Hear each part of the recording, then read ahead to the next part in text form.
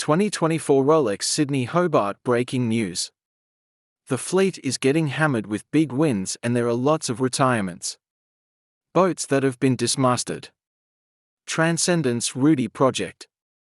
URM Group. Philosopher. Other disasters. Ciao Bella has steering issues. Alive, retired with motor problems. And they are yet to hit the gale force winds, forecast for later in the night. We will keep you informed, so keep watching our channel. In fact, why not subscribe? When he crossed Cape Horn as the narrowest of narrow leaders at the head of the 36-strong Vendée Globe fleet on Monday night, Johan Richem set 2 new records for the solo round-the-world course. Richem certainly owes part of his record to the electric pace forced on him by his closest rival Charlie Dalen, Massif Sani Prevoyance, who passed the Horn only 9 minutes and 30 seconds behind him.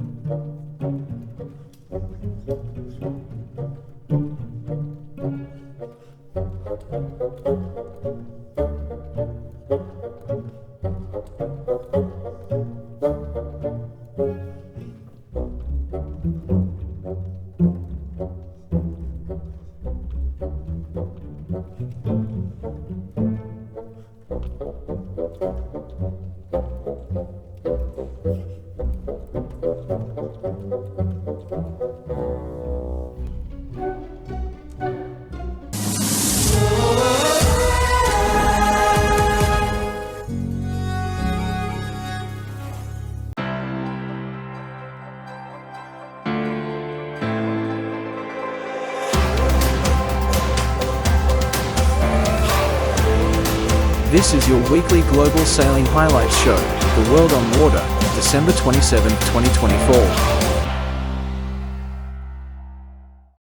Australian sailing adventurer, Don McIntyre, has another project for amateur home boat builders.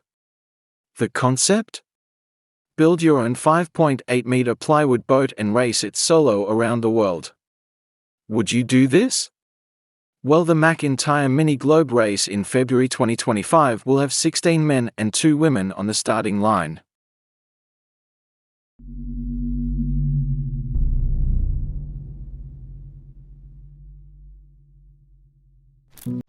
Welcome to the Class Globe 580, where passion meets adventure and dreams set sail. The Class Globe 580 is a revolution in mini yacht design, conceived by Australian adventurer Don McIntyre. At just 19 feet, these home-built plywood yachts are compact and built to withstand the harshest oceans. The world has never seen a yacht like this before. Based on simple construction techniques for first-time builders from €350 plans, anyone with the passion and determination can build their own ocean-voyaging mini and embark on this life-defining and life-changing adventure. This movement has already sparked a wave of inspiration among sailors worldwide. Over 230 men and women, young and old, in more than 37 countries have embraced the challenge to build their own 19-foot 580 mini yachts designed to circumnavigate safely. With 2 successful transatlantic races behind it and another set to launch in December 2024, the Class Globe 580 has proven its mettle on the high seas. Now, the stage is set for the ultimate challenge, the McIntyre Mini Globe Race.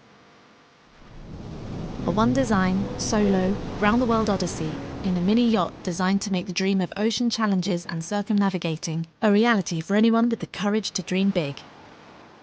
On February 23, 2025, 15 intrepid adventurers will set sail on this world's first adventure to prove something to themselves and if it can be done.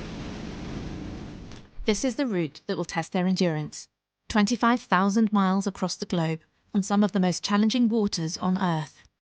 A year living and surviving in a plywood box, totally alone. Starting in Antigua on February 23, 2025, the sailors will pass through Panama before heading towards Tahiti.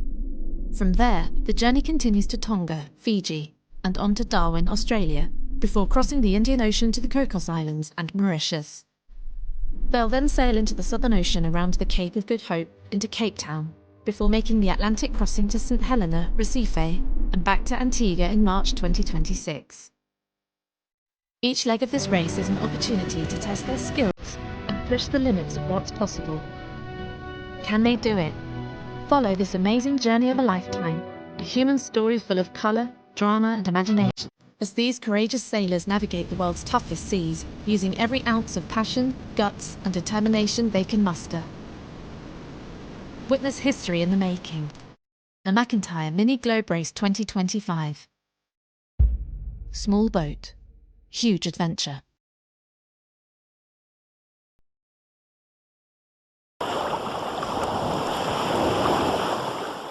The SV Al-Azatec trimaran is attacking the Jules Verne Trophy, the round-the-world sailing record to win this holy grail of ocean racing. There will be 6 on board.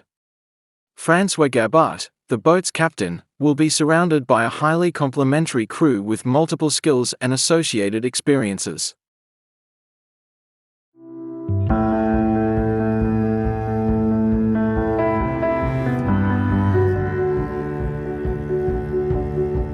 Donc on est on va dire en convoyage vers la ligne de départ à Ouessant. Donc là on voit qu'il y a pas mal de possibilités et de fenêtres qui se présentent à nous. Il y en a une première qui est cette nuit dans du vent fort, qui est notre premier choix. Puis on continue à regarder ce qui se passe après. Et donc voilà, on est en mer actuellement, on va être dans des conditions pas faciles cette nuit. Et l'idée c'est de se garder un peu toutes les possibilités, à savoir être capable de prendre cette première fenêtre si ça s'avère être la meilleure, et voir un peu le champ des possibles dans les jours qui viennent. Donc c'est pas forcément simple parce qu'il y a du coup plein de possibilités, mais il faut mieux avoir du choix que pas de choix. C'est un peu l'état d'esprit à bord, c'est essayer de se laisser un maximum d'opportunités pour prendre le départ de ce Jules Verne dans les meilleures conditions possibles.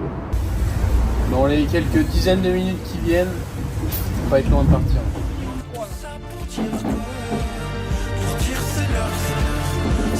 Allez, c'est parti!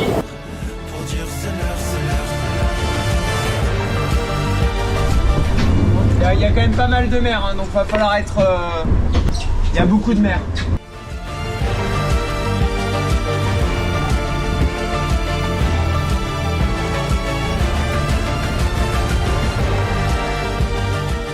On a quand même eu jusqu'à à la Nemo 48 nœuds, donc c'est pas rien, mais ça n'a pas duré très longtemps. Mais voilà, c'est une approche et un convoyage pour aller sur zone qui était quand même, on va dire, délicat. Le bateau est à 100% de son potentiel, l'équipage à nouveau à fond, reposé. Et puis voilà, on va essayer de faire du mieux possible et on va essayer d'être opportuniste dans les heures qui viennent.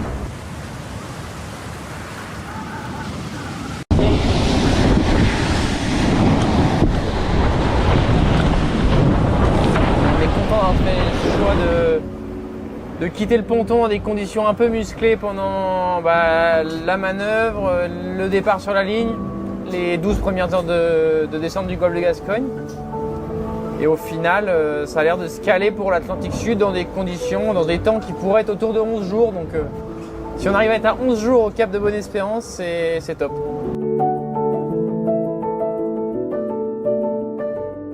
J'espère que cette fenêtre va rester prometteuse dans les heures et les jours qui viennent, évidemment, hein, si jamais ça se détériore. Peut-être qu'on sera amené à revenir sur Concarneau, mais là pour le moment on a plutôt beaucoup d'espoir et les signaux sont plutôt au vert, donc c'est top.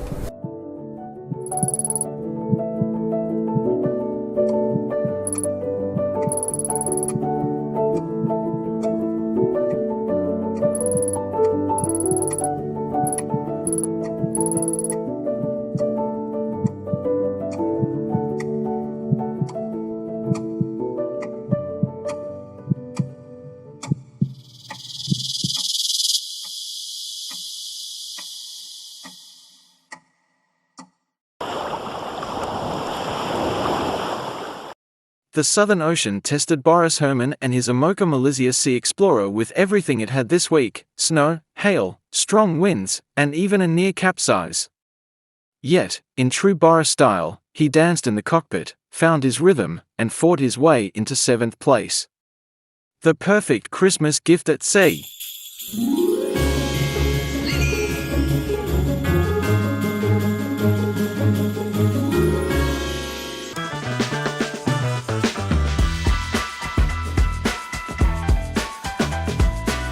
In the process of reorganizing the boat for proper downwind sailing, and I enjoy these little moments outside. Little birds, a little bit of sunshine, a little bit of light is out. Pretty big waves here. Beautiful. Spectacular nature.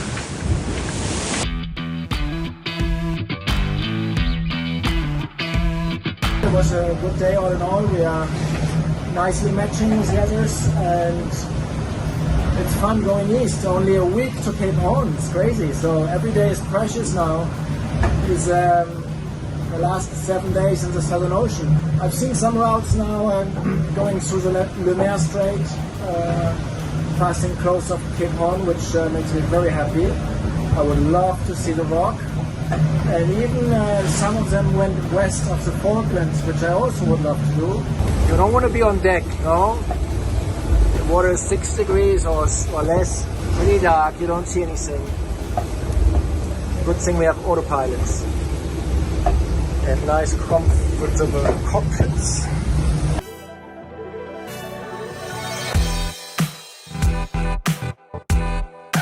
December 20, 2024, the 41st day at sea, close to the 60% mark.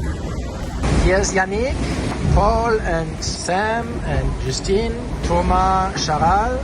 At the moment I'm going well. I'm waiting for a left shift now to actually be doing this line. This would be 36 hours. We see the wind should get quite strong here. I'll show you a bit the ocean while we're here. Welcome to the Southern Ocean Grey.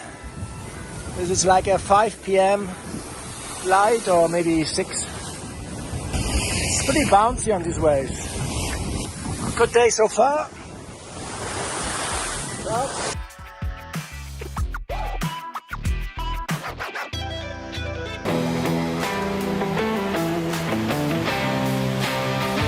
Luckily the morning light was already up, so I could see what happens. I was sitting in my seat when the boat would nosedive into a wave and really pitch down a lot, and I felt, oh, this is not normal. There's something is going to happen, and tacked, and the Janiker then is backwinded against the mast, the keel on the wrong side, so I suddenly stand on the side of the boat. The boat capsized. I'm back on course now. I will be a bit slower on the tracker for the next hours to just get out of this zone with really complicated sea state, and I certainly don't want to do another pirouette tonight.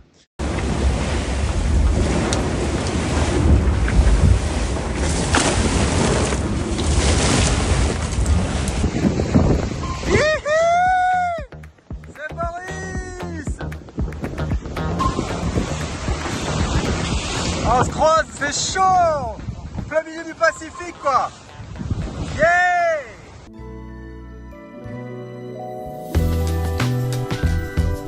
It's snowing. We have white Christmas here. It's the first time I'm putting a sail up in the snow on this boat. Such dense snowfall.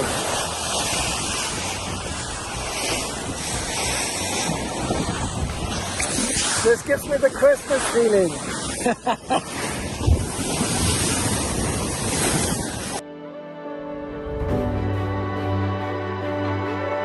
I kind of have a secret hope that I can see the Horn. That would be my main wish, that I can go through Le Maire Strait to see more land, hopefully with beautiful sunsets over the snowy mountains. That I have seen that only once in 2009, although I've gone many times through Le Maire Strait. I see the situation remain stable in terms of ranking from now to the Horn. Yeah, I'm curious if we can keep this solidity until the Horn. That would be great. It's only 4 days. From now to then, it should be a downwind VMG run. on the same sails, more or less. For everyone ashore, Merry Christmas, cheers, and all the best.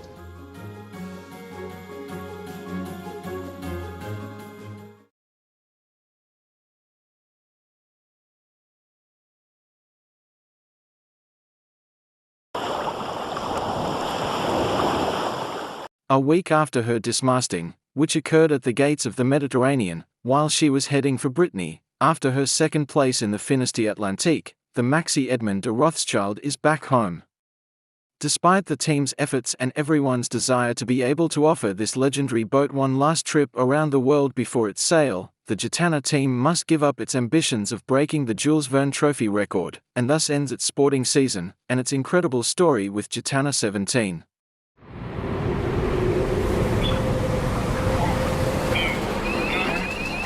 Le planter, j'espère que j'ai rien pété. Bah si, t'as pété un carénage. En ligne avec Charles, qui est en train de préparer le bras avant.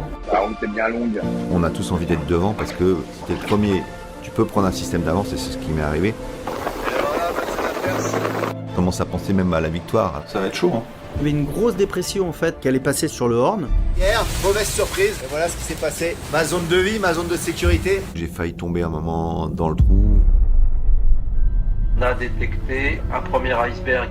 C'est un truc dont j'ai très peur, les glaces. On a un problème sérieux. Il se met en mode guerrier, il dit je veux juste gagner la course, le résultat c'est ce qui compte. Le mec lâche les chevaux pour la fin. L'arrivée était magique.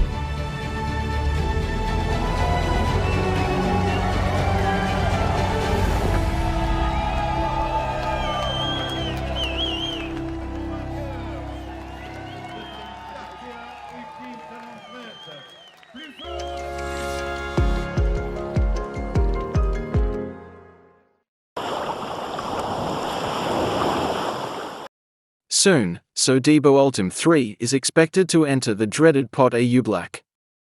At daybreak, the giant trimaran slipped, with Thomas Coville at the helm, and Pierre Leboucher, to maneuver at the front to prepare for a change of sail. Leonard Legrand took the opportunity to take the drone out, and give us beautiful images. At 1 p.m., the Sodebo Ultim 3 was 87 nautical miles ahead of Francis Julian's Jules Verne's trophy record.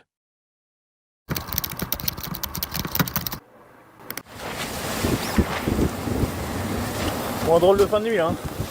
Ah ouais, ben on arrive quand même dans cette il y a de l'activité. Hein. Zone particulière où il y a de l'activité, ouais. Donc faut s'adapter. Faut qu'on prenne ça comme un cadeau à chaque fois, mais. Donc là, Pierre il grille le J0. Ouais, on va changer de voile. C'est notre destin de toute façon de changer de voile. Bon, on essaie d'en faire une opportunité et de profiter de cette petite accalmie pour préparer la séquence prochaine. Des gros nuages. Hein.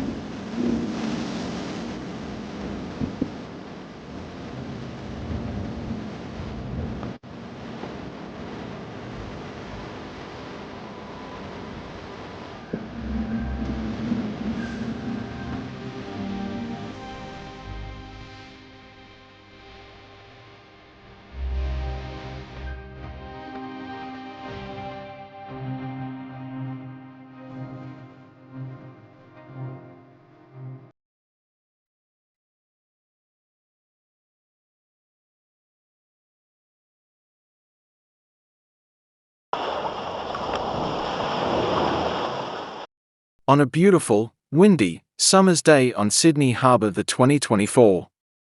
Rolex Sydney Hobart had a flying start with Master Lock Comanche in lead.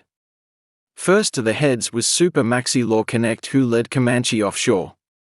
Then Mayhem, as last year's winner, Alive, retired with motor problems, and at dusk, double-hander, Transcendence Rudy Project, was dismasted. All okay. But this is just the start, as a gale warning is predicted for day 2 on the course. We will keep you informed. The 2024 Rolex Sydney Hobart had a flying start with Master Lock Comanche in lead.